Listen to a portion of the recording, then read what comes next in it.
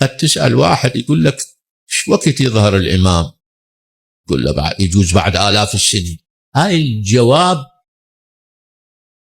اللي عنده علم الاستشراف المهدوي ما يقول هذا الجواب، مثل ما بين أنه الإمام سلام الله عليه يقول نحن لا نوقت ولكن دون ذلك علامات. منين هاي العلامات تجيبها أنت؟ أكو شيء اسمه سفر أخنوخ، سفر إدريس بين علامات. هذا أنت إذا ما مطلع عليه يعني معناه القضية بعدك ما مهيئ نفسك لمواجهة الظواهر الخطيرة المعاصرة. فسفر أخنوخ اكتب على الإنترنت الآن راح يطلع لك سفر أخنوخ وبداخله فصل اسمه رؤيا الأسابيع. رؤيا الأسابيع تقول إدريس يقولهم لابنه وحفيده ونوح ابن حفيده. أنا أقدر عمر نوح ذاك الوقت 10 سنين، هذول الأسرة. قال لهم اجتمعوا حتى أبين لكم ما رأيت حينما أسري بي عرج بي إلى السماء.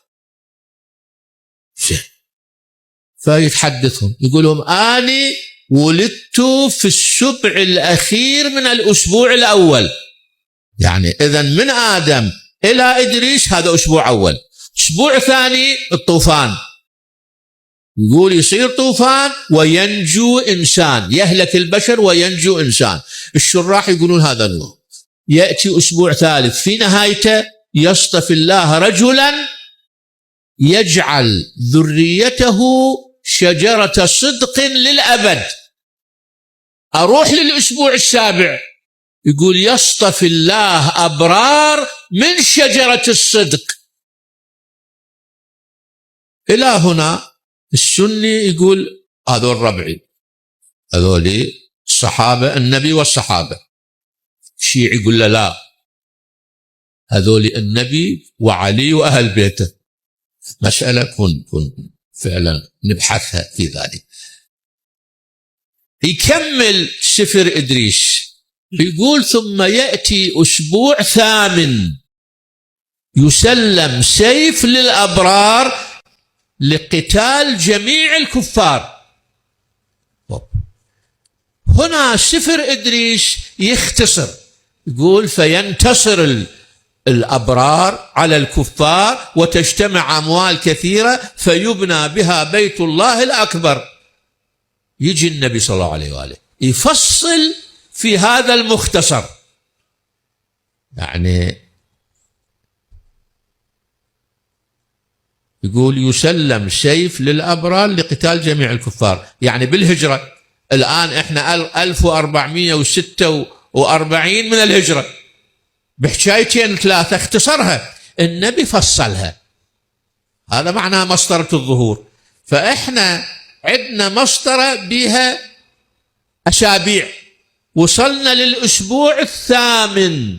الأسبوع الثامن في سفر دانيال ينطيك السنة، سنة 610 في قوله 70 أسبوعا قضيت على أهل مملكتك.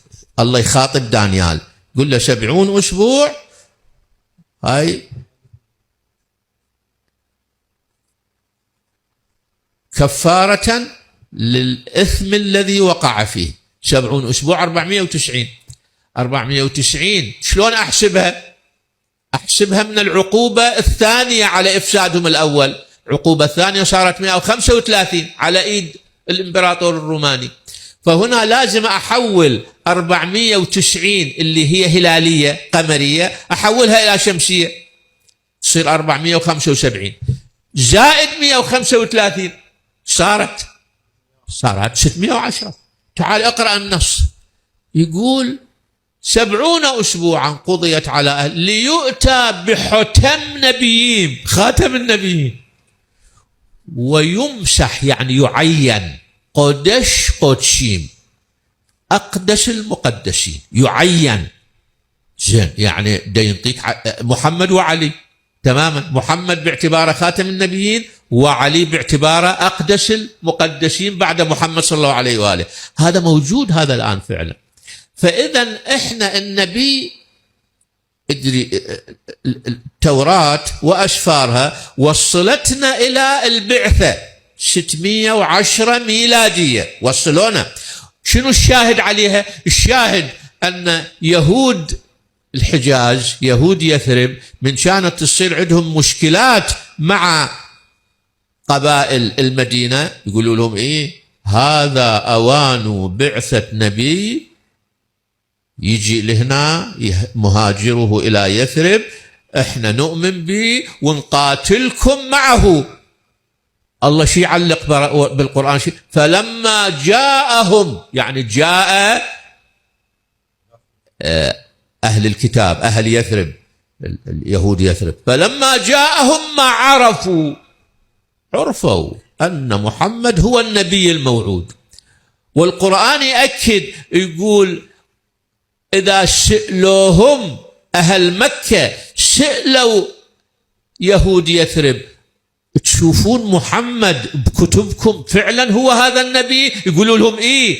أولم يكن لهم آية أن يعلمه علماء بني إسرائيل؟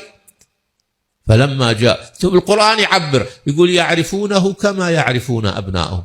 يعني اليهود اللي بيثرب مو فقط يعرفون أن محمد صلى الله عليه وآله النبي معرفة احتمالية، لا، وإنما يعرفون محمد نبيا هو النبي الموعود، كما يعرفون هذا ابن من الجارية الفلانية، هذا ابن من الزوجة الفلانية، يعرفونه كما يعرفون أبناءهم.